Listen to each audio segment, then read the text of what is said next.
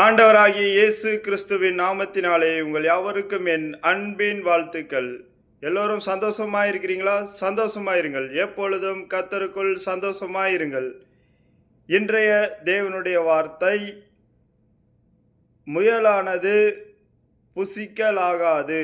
இன்றைய தேவனுடைய வார்த்தை, முயலானது புசிக்கலாகாது. வாங்கள் தேவனுடைய வார்த்தையை விசுவாசத்துடன் பொறுமையாக நிதானமாக நாம் கேட்போம்.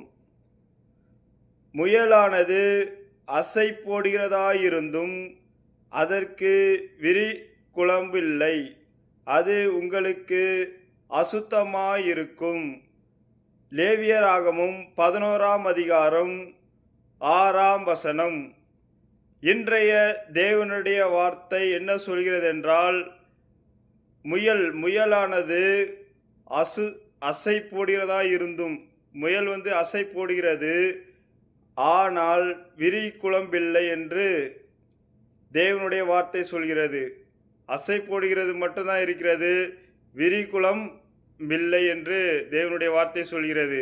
இவற்றை நாம் புசித்தால் அது அசுத்தமாயிருக்கும் என்று தேவனுடைய வார்த்தை சொல்கிறது.